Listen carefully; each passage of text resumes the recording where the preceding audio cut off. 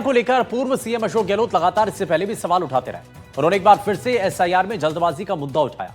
प्रदेश के मंत्री जोगाराम पटेल ने इस पर पलटवार किया। जिस प्रकार से एसआईआर शुरू हुई है 12 राज्यों में और जितना कम समय दिया गया, अभी जरूरत क्या थी? 3 साल बाकी है अभी तो चुनाव के अंदर। आराम से आप तो ये एसआईआर भी करवा सकते थे, नंबर 1। और एसआईआर शुरू करने के पहले मेरा मानना है तमाम पॉलिटिकल पार्टियों को बुला के आप बात करते, भाई हम ये प्लानिंग कर रहे हैं, आप कोई सुझाव बताइए, कोई सुझाव देते हो। सुझाव के बाद में आप अगर फैसला करते ज़्यादा माकूल रहता, सब सेव करते आपको और ये स्थिति नहीं बनती। अब सुसाइड क्यों कर रहे हैं? क्योंकि तब प्रेशर उनके ऊपर काम करने का, ऊपर से दबाव है और ये स्थिति बनती आ रही है राज्य के अंदर। गुजरात में बन गई है। फर्जी मतदाता है या भारतीय नागरिक नहीं है, उसे मतदान का अधिकार नहीं है और यही इसमें मुख्य रूप से होता है।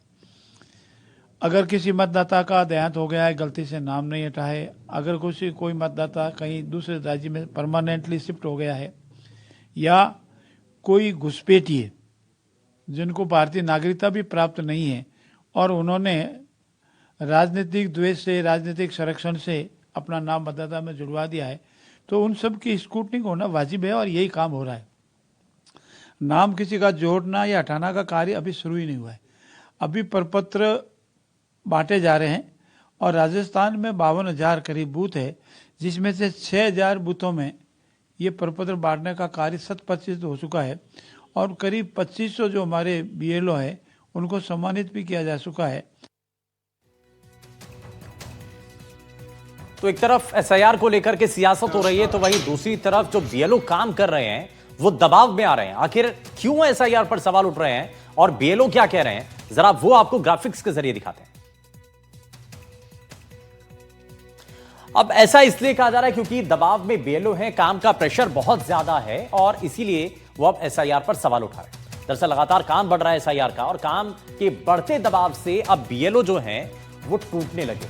एबीआरएसएम ने एसआईआर पर पहली बार अपनी प्रतिक्रिया दी। निर्वाचन आयोग से इस मामले में हस्तक्षेप की मांग की है और एबीआरएसएम के राष्ट्रीय अध्यक्ष प्रोफेसर नारायण लाल गुप्ता ने इस पर चिंता जताई है। एसआईआर का काम अतिभार का संकट बन चुका है।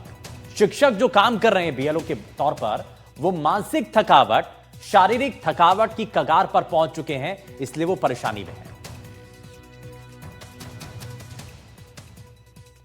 और इस बीच एक बड़ी जानकारी मिल रही है, जहां स्कूल मानक प्राधिकरण की स्थापना होगी। स्कूल शिक्षा विभाग इसकी स्थापना करेगा और राज्य स्तरीय स्कूल मानक प्राधिकरण स्थापित होगा।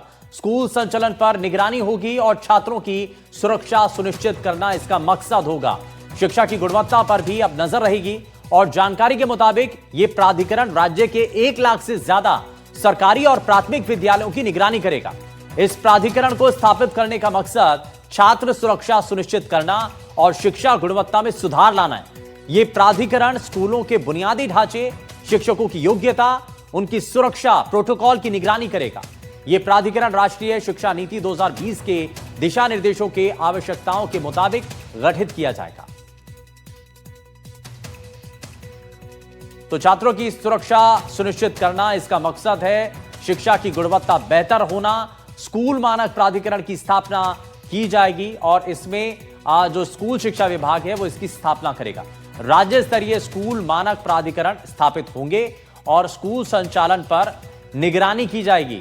छात्रों की सुरक्षा सुनिश्चित करना इसका मुख्य मकसद रहेगा। शिक्षा की गुणवत्ता, इस पर नजर रहेगी, निगरानी रहेगी। स्कूल मानक प्राधिकरण की स्थापना होने से काफी हद तक बदलाव होने की उम्मीद है और इसीलिए इसकी स्थापना की जाएगी। राज्य स्तरीय स्कूल मानक प्राधिकरण स्थापित किए जाएंगे और स्कूल संचालन पर निगरानी रखना इसका प्रायर मकसद रहेगा, मुख्य मकसद रहेगा। शिक्षा की गुणवत्ता पर नजर रहेगी, स्कूलों में पढ़ाई क्या है, किस स्तर पर हो रही है, ये सभी चीजें और स्कूल मानक प्राधिकरण इस सब पर नजर रखेगा, निगरानी रखेगा। तो राज्य स्तरीय स्कूल मानक प्राधिकरण स्थापित होंगे, ये फिलहाल जानकारी मिल रही है और स्कूल संचालन पर इसके जरिए निगरानी होगी।